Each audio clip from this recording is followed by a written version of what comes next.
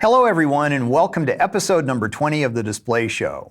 I'm your host, Brian Berkeley, here to speak with key display industry leaders and influencers to get the latest insights about electronic displays.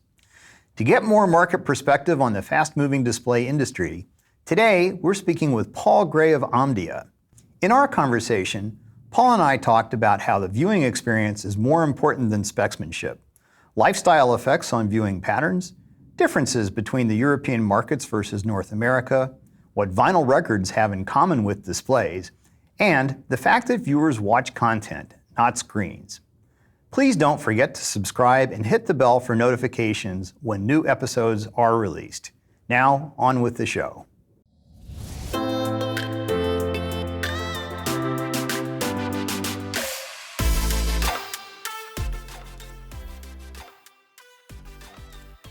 Paul, thanks for joining us and welcome to The Display Show.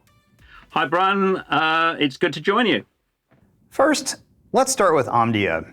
Would you like to say a few words about what your company does and the services it offers? Yeah, certainly. We're the research arm of Informa Technology, which is a large company that does tracking of markets. It informs, educates the technology community, and we also run media and training and events.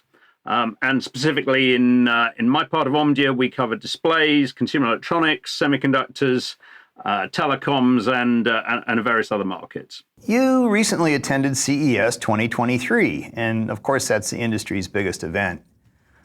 What do you think were some of the most important developments shown for TVs and other large screen displays? Yeah, certainly CES, I think, post-pandemic is rather different to the CES that we experienced before.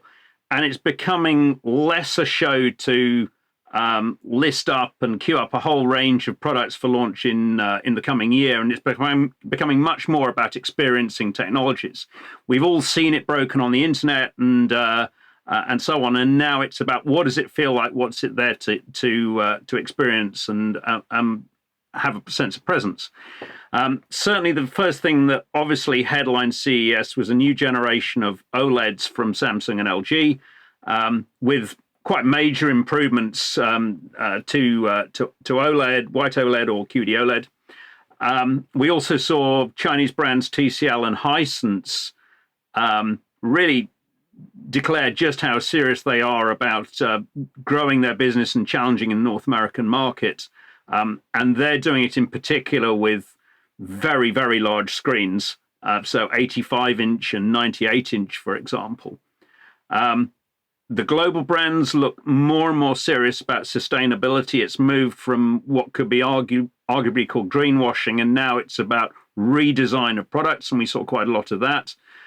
The elephant in the room on that one, of course, is that bigger screens consume more power than smaller screens, and it's somewhat incompatible with just bumping up the screen size every year. One thing that I hadn't really expected was how VR this time round has got beyond good enough. We're now at the point of actually you don't see the screen door effect, you don't see the artifacts that you used to have in the past. It's good enough. You can start to suspend disbelief. But that now moves the VR challenge over towards software and content. And is now becoming a media challenge. And finally, gaming. It's a really growing theme, and gaming-centric products and product ranges are now becoming core for many brands. So there's quite a bit to unpack there. I wanted to ask you something about VR, which is good enough, at least in terms of display quality, I suppose. Have they tackled vergence accommodation issues, and is it really to the point where you're having the VR experience versus having all the distractions of visual artifacts and headaches and that sort of thing?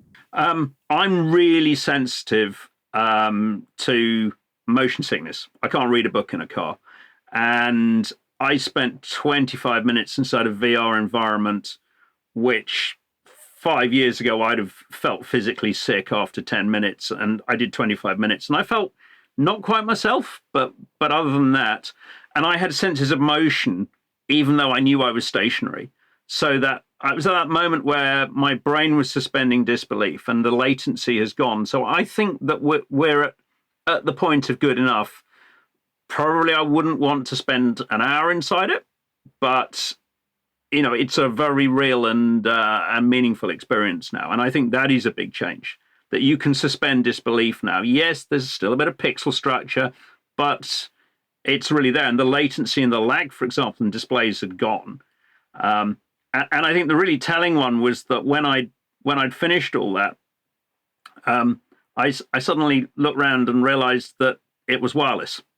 5 years ago, then of course you'd have been tethered and unable to move more than 6 foot from a central spot. So no, I think it's come on a lot, and it's almost the point we're kind of unaware of the technology now. Well, that sounds certainly like huge improvement. So that's great news. And another important thing that you said is CES evolving to become more of a technology showcase instead of a place to sell products or current products anyway. So we'll continue to watch that transition too. So very interesting observations. I wanted to ask you, one of the things that's been happening are the peak luminance wars. And I'm wondering if that's back on in a big way this year. It was amazing to see OLEDs, including white OLED and QD OLED TVs, claiming peak luminance specs of over 2,000 nits. And of course, this drives LCD set makers to push even harder, with a few brands now talking about peaks over 3,000 nits. What are your thoughts on that? Yeah, it's quite interesting as to whether a luminance war plays out, and I think the thing that will limit it and suppress it is energy consumption. And of course, there's the direct one about compliance with energy labeling in different regions, but also, of course, energy consumption doesn't come for free. You need bigger power supplies, more heat management, and things like that. I think you can only go so far before you also start straying too far from content. And we've seen repeatedly what happens when you go too far ahead of content. And of course, TV content is not graded for 1,000 nits. And overall, HDR is still a bit of a treat. So I'm not really sure where a luminance war actually takes you to in the end. It may happen for a while, but I think there are quite a lot of limiting factors on it. Well, and of course, Dolby pushed the peak of the PQ curve to 10,000 candela per meter squared. It lurks in the spec somewhere, but I don't know of any broadcaster who wants to do that. And the difficulties of achieving those sort of levels of lighting or grading in studios, I think, broadcasters aren't talking about it at this stage. There will doubtless be some luminance and light output gags that somebody will think of, and the bit that probably I fear most of all is soap commercials. So do we have the whole overly loud sound levels in commercials replaced by overly bright commercials, for example? We'll see. Oh, I hope not. So keep your sunglasses at the ready. You mentioned power consumption, and that brings me to the topic of resolution, because of course to go to higher resolution requires more power. I was thinking back to the SID business conference last May, and I was struck by a slide you presented. It showed that the adoption of 8K in the TV market had not only hit its peak, but it had also made less of a dent in the industry than other ill-fated features like 3D. So with that in mind, I couldn't help but notice that there seemed to be a significant drop-off in 8K TV promotion at CES this year. Do you attribute this to the changing power consumption regulations in the European Union? Or is that maybe a recognition by brands that consumers are more interested in paying for other features, such as HDR and deeper color and so on? And certainly, I think the consumer technology press have always been skeptical about 8K because they couldn't see an immediate content need other than some scarce things on the internet. And I think content remains, the biggest problem because people watch programs, not TV sets. And there's NHK's BS8K channel, but we don't know of anybody else who is serious about an 8K service, and 4K services are still struggling to actually prove their business case. Of course, 8K footage is being shot, and that's largely for the reasons of giving edit headroom, in the same way that Hollywood's been making movies for 25 years in 4K to give that edit headroom. As far as the EU regulations are concerned, they are about out-of-box condition.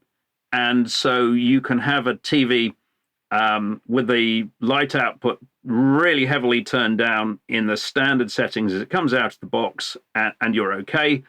My own TV, which I bought in November, it's an OLED. And every time I try and change the picture settings, there's a warning that comes up and says, you might change the energy consumption of your TV by doing this.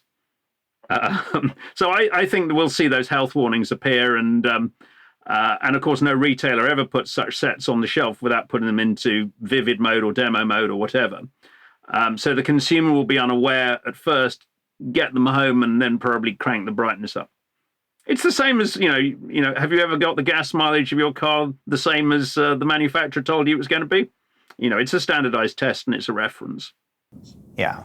Well, and of course, it makes a difference whether somebody's viewing in a bright room or maybe a more subdued illumination. Another CES trend we saw was the impact of gaming on display products of all types. And these range from a 98-inch, 240 hertz gaming TV to the Sony car that enables you to play the PlayStation games on the passenger side dashboard display.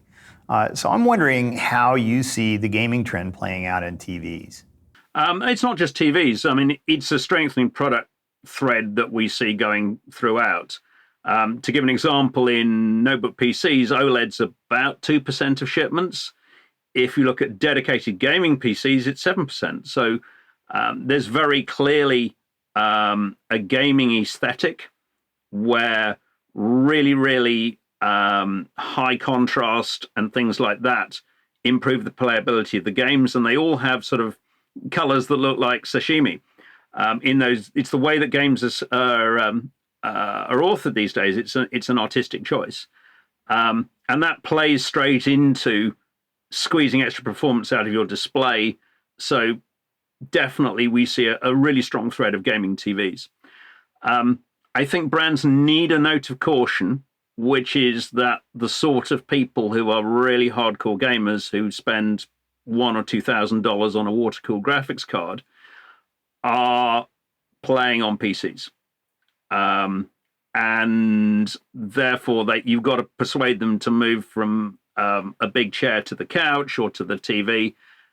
And so I think that console gaming, and which fits naturally with the TV, is much more of a mid-range market. And persuading people to spend really big cash for console gaming, it's possibly a bit of a paradox in terms of what you're asking or what your consumer profile looks like. Well, another thing that we saw at CES were several brands going in, actually I want to say all in, on mini-LED. Yeah. It wasn't all that long ago that quantum dot mini-LED was considered sort of a niche, this advanced feature that you could only get in the premium market. And now what we're seeing is QD mini-LED TVs are entering the mainstream market with brands like Hisense launching 50-inch 4K mini-LED sets for under $500. So how do you see the mini-LED adoption playing out in 2023? That's one question.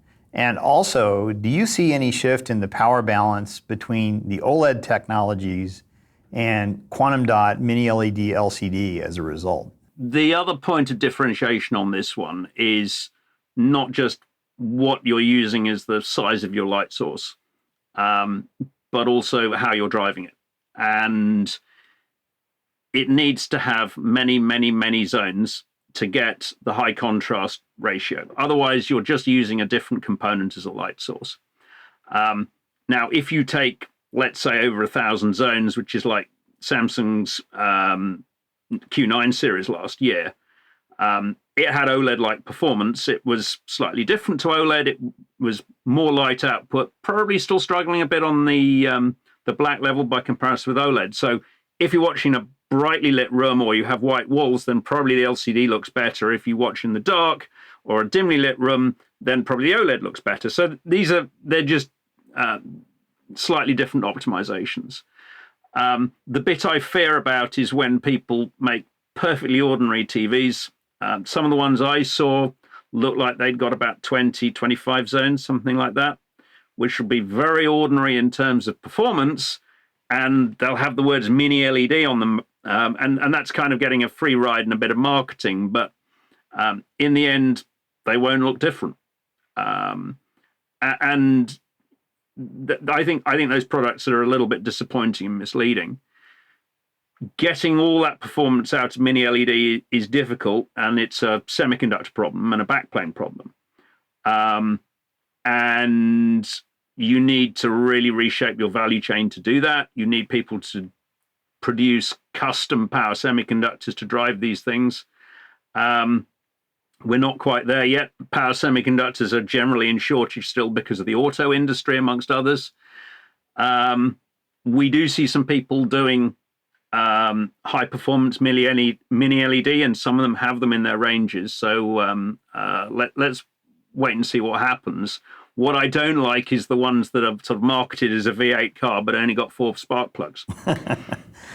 So Paul, you brought up a really important point, and that's the notion of mini LED, and implied in that is if you don't have enough dimming blocks, the haloing problems become more apparent. There's no real advantage to mini LED over conventional LED backlighting with full array local dimming if you don't have a significant increase in the number of zones. And I really worry about what that's doing to confuse the consumer, and it's bad, in my opinion, for the TV ecosystem to have poor implementations out there. I wonder if you have anything more to say about that. I think what I have to say is the same when people ask me what TV they should buy. And I say, go out, watch a TV in the same way that you intend to view it at home on the same sort of content. And in the end, it's about marketing and experience. And one of the things that disappoints me is that too little attention is spent on the experience that consumers have and explaining that experience. You shouldn't need to tell people how many pixels there are on the screen. They should be visible. And if you can't see them, then don't pay for extra. And I think it's a blind spot the industry's got and had for a very long time about marketing the experience. And I think that's a super important point. A mini LED TV that has only a few dozen dimming blocks is going to have significant haloing. It's like, what's the whole point of it? You're saying mini LED to imply that you've got a better performing television set, but clearly that's not the case unless there are a significant enough number of zones. Right, absolutely. It is not a problem solved only by changing the component that emits light. You have to do other things to the whole optical system. Right, and so I think it's up to folks like you and me to spread the word and to make sure consumers know what they're getting, and to take the marketing and throttle back a couple notches on that, and instead make the experience a good experience. So I appreciate it. And demonstrate stuff. Try content out. Know what really good HDR content with deep color looks like compared to stuff that's numbers marketing and still shot in Rec 709. Absolutely. Yeah. So let's continue to get the word out the door about that. Thank you for that. Paul, what other advanced features or technology do you think will be next to be rapidly adopted into mainstream TV? As examples, OLED and QD-OLED seem like potential candidates, but will panel makers find the rationale to invest in the fab capacity needed to produce enough volume to compete with LCD? And I'll throw a ringer out here too. What do you think about short throw projection sets compared to flat panel TVs? Yeah, the industry's in a real hole, and that's the poisonous effect of LCD overcapacity, and nobody actually benefits from that. yes, TV brands get cheap panels, but in the end, if there's no further development in panels, that's not good for them long term. And low margins are clearly stifling innovation. I think it's unfair to say that the capacity growth was entirely irresponsible when the decisions that were made on capacity were done. Then the Chinese TV market had just touched 60 million units a year with size growth expected, and now it's 42 million units a year. So that's, really come off a huge peak, and that's a major part of it. What I really want for Christmas is really good HDR on LCD. Been numerous studies. I think the UHD Alliance has done some good ones. Some great ones were done by Forever in France in Orange Labs, and they show that HDR works regardless of the screen size. And remember when that first OLED TV came out, that Sony 11-inch one, and you looked at it and you thought, there's something different about this display. There's something really arresting about it. And that's what I think, and it should be HDR for the rest of us, and not just the few million sets of OLED a year. It would be lovely to get the cost out of it. Oh, you're talking about the XEL1. Yeah, that's right. Going back many, many years, the very first. Yeah, and remember those journalists who said it's like watching TV with the glass out. Yeah, there was something different about it. It was like looking into a fish tank or something like that, with bright tropical fish. It was an amazing experience. And I think, still most TVs that are sold in retail have 300 nits or less brightness. And the contrast ratio is very ordinary. So there's still a lot to do. And the challenge is doing that economically. But let's not forget the magic of when LCD came out 15 years ago and really grew incredibly. Then they were expensive TVs and consumers were happy to buy them. Why? Because they could see the value, and it was so different. And again, it's about demonstrating, just as we talked about, Brian. To answer your question on a laser TV, I kind of struggle with it. Really, I love the idea of the invisible TV, and you've got something the size of a small suitcase that just sits on a shelf and vanishes when it's turned off, rather than a big black slab. And especially, 85-inch or 98-inch, that's a black door that's on the wall. It's a school blackboard, and that's hard to hide. The problem I have with laser TV is that, of course, nobody's invented black light. And so the black level is only ever as good as the unactivated surface it's on. You can do some tricks with dedicated screens to improve the gain, but you're still limited to that unactivated brightness level. If you've got a dedicated movie room and you paint your walls black, then it's pretty compelling, and especially you can get a 100-inch or even 120-inch screen for quite acceptable amounts of money, and that's beyond, I think, where we'll ever see direct view screens go to because of the bulk problem. However, if you have it in a normal living room, I think you'll be disappointed, especially if you watch in normal light levels. So I think they're interesting in a niche, and that's a home cinema one. I'm not sure elsewhere. There are interesting stories in some markets, in particular China, about eye strain and blue light. And certainly brands are capitalizing on that in China, which is really where most laser TVs are sold. So we will see, but I think it's a niche, and I think that the problem of cost of a complicated electromechanical device with lenses and all sorts of things in it is much harder to cost reduce than flat panels displays. Well, I know there's different applications for it. Like, for instance, our producer, Jeff, here was telling me how a friend of his, a neighbor, was having movie night. And so they had a projection TV. They spread out a sheet from a clothesline or something like that. And they had everybody come over and it was dark, it was nighttime, and they were able to watch a movie, in the neighborhood that way. And then, as you said, there are people who have darkened viewing environments that would be suitable, where you don't have as much concern about the black levels and therefore the contrast ratio of the set. But it's all an interesting discussion to talk about all of the different technologies out there. And talking about that, I think Samsung is in a particularly interesting position in the premium TV market. They have no less than 3 distinct technologies that are vying for their attention at this point.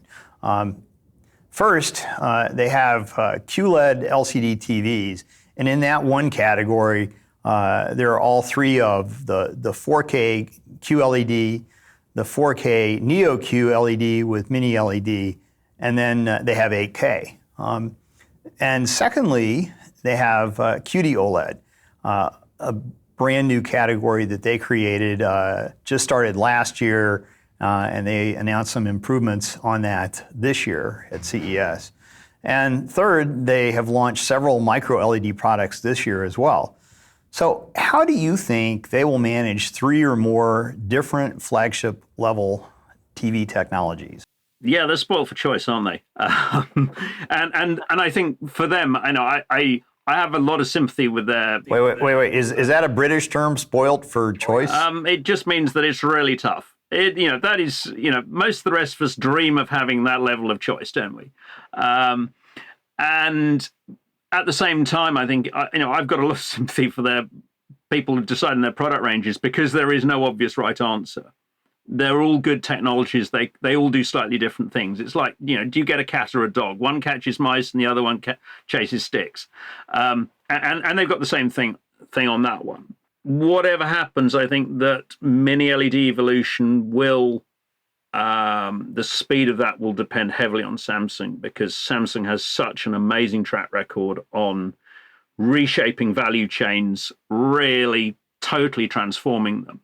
As we saw they did with quantum dot and LED backlights, and they're very, very good at it. That is something that nobody else has the same track record on. And clearly the debate inside Samsung as to what to do could go on forever. We saw Sony had the similar debate when they first launched OLED, and they had that, the Z series LCDs. Great product, did something slightly different to OLED, and again, it was a cat versus dog decision. Consumers, though, around the world really are now saying that if you want premium performance, you buy OLED. Rightly or wrongly, but that is now recognized by consumers as something that's distinct, different, and unique. And I think that Samsung will probably go in the medium term with QD OLED. And as for mini and micro LED, well, those ones depend on cost evolution. But Samsung owns a semiconductor company, and they've got a lot of semiconductor expertise as well as displays and passives. So I still think that they could spring surprises on us. And you see the absolute pace of innovation that they've done with micro LED, where 5 years ago there were visible tiling artifacts, and looking at that 77-inch at CES, you really struggle to see tiling artifacts now. So I wouldn't bet against them pulling a surprise on us. An area to watch for sure. You closely follow the European market, so I'm interested to get your perspectives and share with our viewers some of the differences between the European and the North American markets. Europeans definitely will skew a bit more towards performance as opposed to screen size when they've got a choice of exactly what sort of mix of things that they want. Partly that's because people have smaller homes and they've already moved a lot of furniture to squeeze in TVs. So 55 inches already the best-selling single size in Western Europe. I think also you have a lot more public service broadcasters. People watch a lot more off-air still. So something like 35-40% of households are watching free-to-air TV from an antenna, and they won't pay for pay TV. Streaming services like Netflix and Amazon Prime have been very successful. but there's a slightly different mix in there, and we generally pay less for content and we pay more for the TV set. And OLED's been a stunning success in Western Europe. In particular, Germany, where 55-inch OLED's in the top 5 or top 10 selling individual SKUs. So very, very strong affinity for OLED. But it's been a very competitive OLED market that we've had 6, 7, 8 players all offering OLED TVs, unlike really the 2 that have been in North America. So it's been a very, very fierce market for OLED at the same time. And I think the other last one is that advertising is much more restricted in Europe.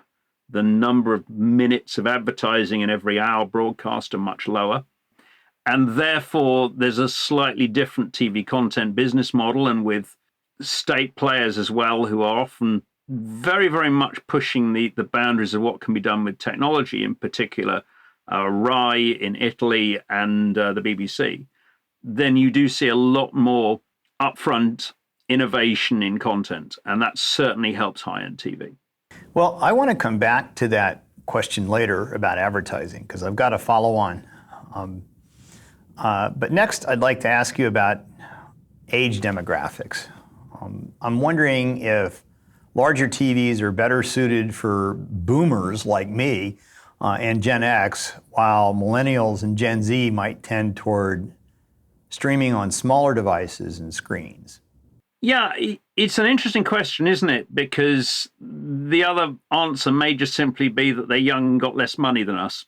And I think we have to be very careful, and you can't take it away from spendable income and home ownership patterns, which have been, a major differentiator, that younger demographics now are living much more in rented accommodation, living much more transient lifestyles than they did 20 or 30 years ago. And very definitely, they just see content as content, and they will move across screens and are quite happy and comfortable doing that. I think actually that they will move to the screens as they get older. And one of the reasons is that, your lifestyle changes, you end up having kids, you end up sitting exhausted in the evenings, and you can't have babysitters and so on. And then you stop consuming TV.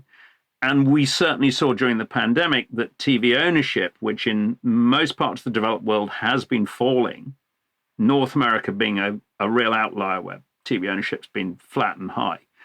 But elsewhere, it actually nudged up again, which shows to me that people do value TV, and they rediscovered actually how nice it is to watch on a big screen. In the same way that everybody fell out of love with audio because they forgot what good audio sounded like. And now we see, headphones that cost as much as 32-inch TV and then some. So I think it's a bit of both. Vinyl, I'm seeing vinyl. Oh yeah, and vinyl. Well, that's really also about the experience, isn't it? And do you remember how we were talking earlier on about sell consumers the experience? Yeah. Yeah, and vinyl is all about the experience, and probably it's about listening to it from start to finish, rather than just, the odd track. And watching TV is an experience, and it's a shared experience. And it's different to watching something on your own. We've certainly seen video consumption split from shared and personal. And the best example of that is data from the BBC on the usage of the iPlayer catch-up service, which is like the Hulu of the UK. And people watch iPlayer later in the evening than TV. So peak TV viewing in the UK is around about 9 o'clock in the evening. Peak iPlayer usage is about 10 o'clock. It also spikes in the morning at weekends. So this is TV in bed. Yeah, this is me TV. This isn't sitting there watching the program next to my best beloved and sharing the experience. This is mine. Yeah, and you got your headphones on. And we've seen that happen in audio with headphones and in-car audio becoming much more important. So their habits of shared viewing, I think, remain the same, because that's a basic human need to share. The problem probably from the TV market is that second and third TVs are going to become less and less valuable to younger demographics. Well, this brings me to display economics. especially TV set economics. 2021 and 2022 were, respectively, one of the best and one of the worst years in the history of flat panel displays. In 2021, panel makers were struggling to keep up with pandemic-fueled demand from consumers stuck at home, as you said, and that drove prices to all-time highs. And then by middle of 2022, we saw the reverse as consumers started to invest in activities outside of the home. Could you walk us through some of the dynamic macroeconomic issues that led to those two contrasting years? Also, I saw a recent Omdia note that predicts a strong rebound in LCD TV panels based on feedback from Korean and Chinese TV makers. Is that just wishful thinking, or will we see a return to growth in 2023? The pandemic obviously caused a huge inventory correction, and the whole thing ran off the edge of a cliff. I think it was particularly painful in North America because at the same time the supply chain had stretched out because Trans-Pacific shipment had got so much longer and slower. And panel industry was hit hard, TV set makers were hit hard. And what we see in 2023 is recovery. Probably when you look at it globally, then that low point is Q1 2023, when that last of the surge in shipments in Q1 2022 as the toothpaste tube had got stood on and the last of it all came out. In terms of shipments, we'll see that. And 2023 is going to be a quiet year. There's no major global sports events like the Olympics or World Cup or anything like that to drive it. And after that, I think we see everything start to get going. Now, if you're a panel maker, you'd had cancellation after cancellation. Everybody got cautious. Everybody ran out their safety stocks. So they got doubly hit, a lower run rate and an inventory correction on top of that. Now things get back into balance. You see inventory levels everywhere are at sensible, sustainable levels, and people start to order again off panel makers. So that's why you see that that sort of whiplash effect, that panel makers see the recovery a little bit earlier than TV brands, and panel makers got hit twice. I think the bad news is that there's no magic extra source of demand that people are putting the pieces back together. But even in recessions, and for consumers in Europe, for example, who are paying a lot more for energy, then TV's a pretty resilient product. It's cheap entertainment. Consumers may not have the money to go out in the evenings, eat out, go to the cinema, but Disney will and other streamers will now offer you a massive choice of movies at home, including current ones.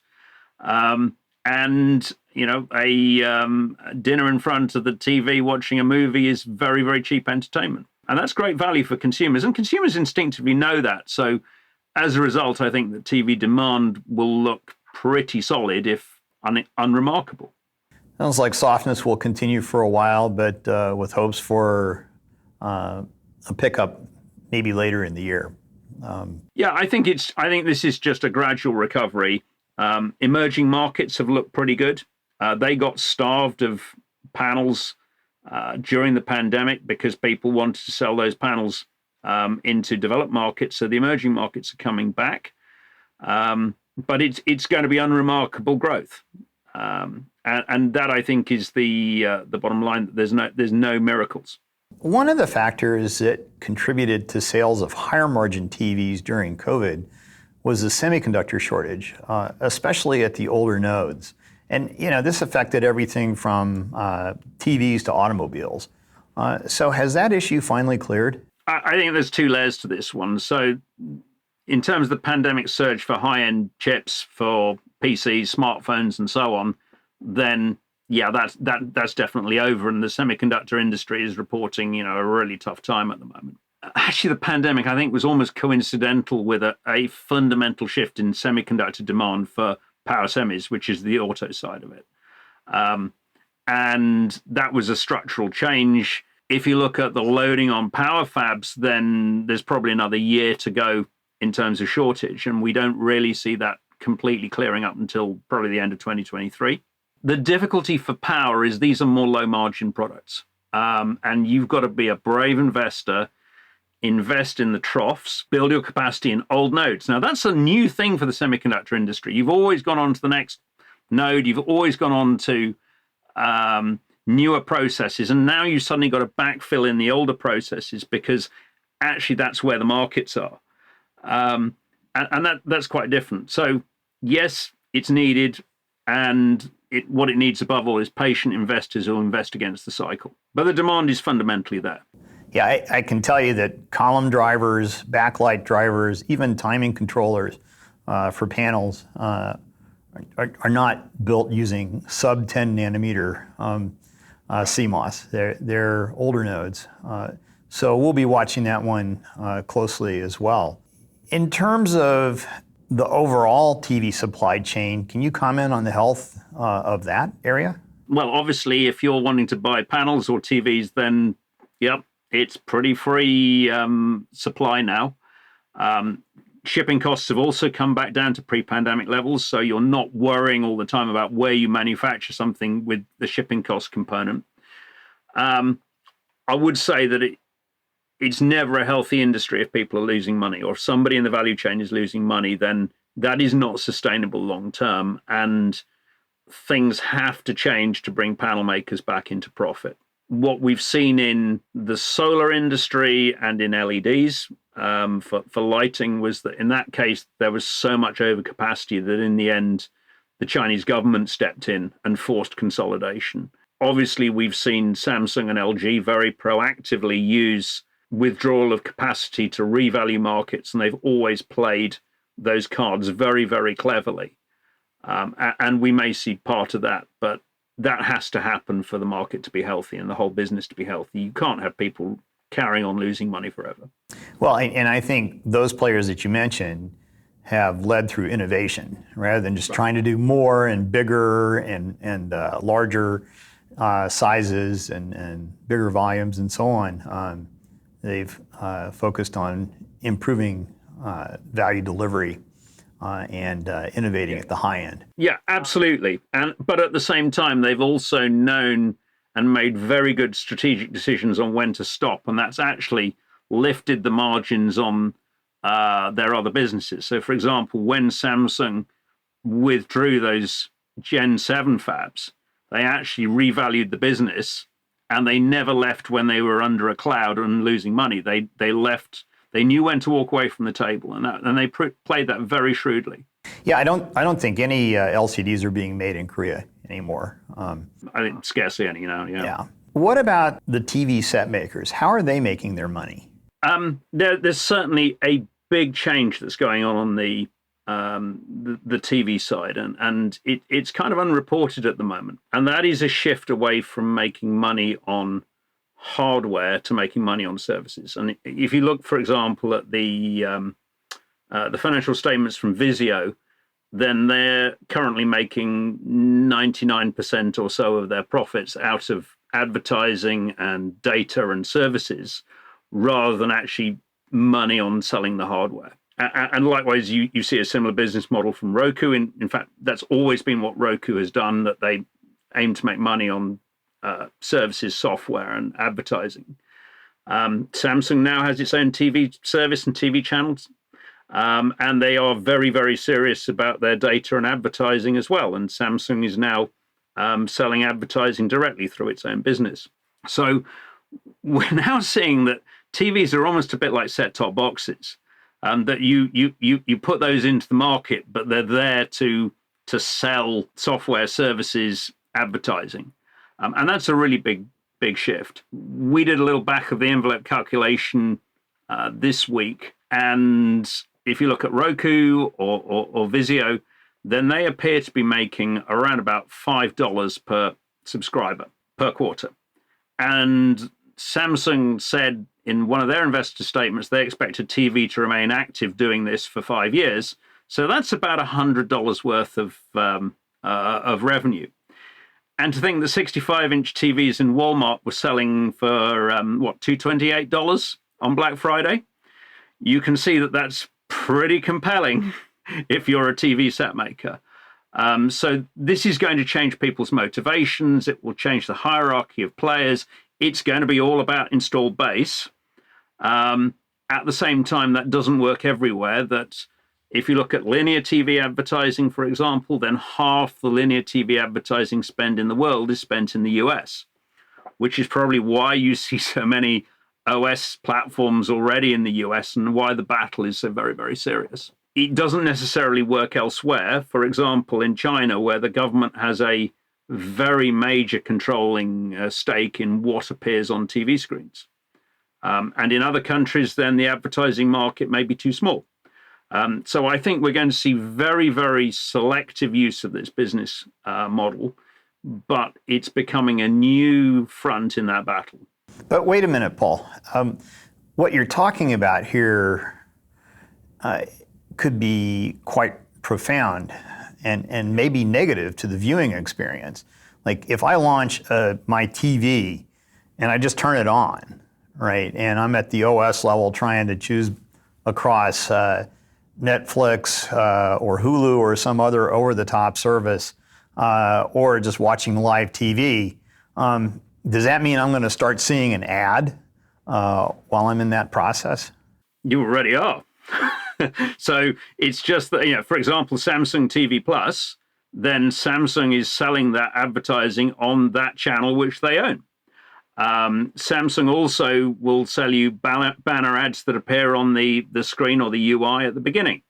And I think what we're seeing is this sort of complete resetting of who's taking money out of advertising revenue. Wow. How are consumers likely to react to this? I've seen some people on consumer forums already objecting to the fact that when they turn the TV on, the first thing they see is an ad, before it even does anything. Yeah, that's not a surprise that they're objecting. Sorry? That's not a surprise that they're objecting. It's not a surprise. At the same time, when you look at Netflix, then we see all the growth in the ad-supported tiers.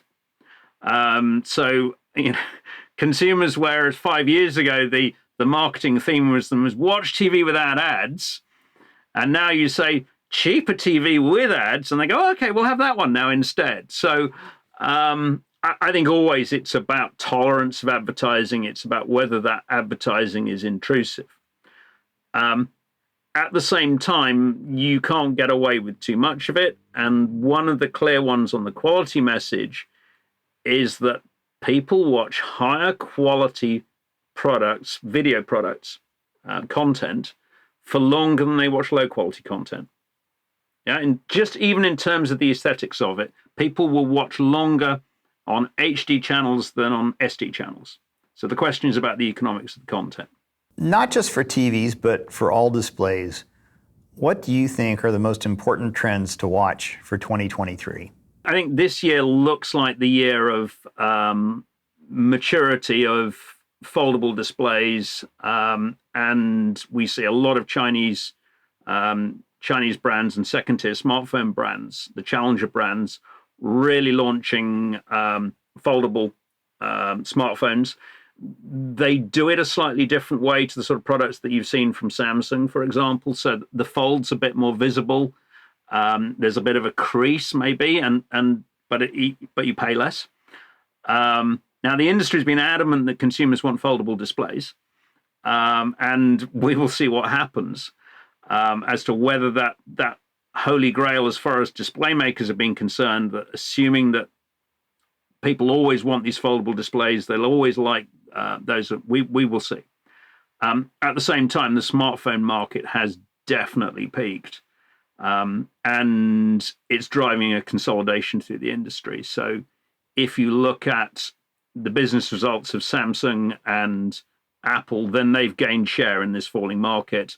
And the people who've been really hit are the second tier value players, the challenger brands.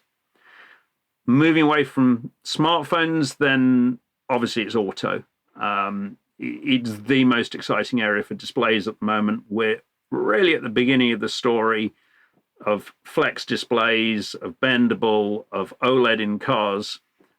Huge amount of space for innovation, either for active displays or ones that are more like ambient displays that are just there to set a mood in the car. And I think car designers who are so imaginative and creative, and they've got much more freedom than just making a display to watch video on.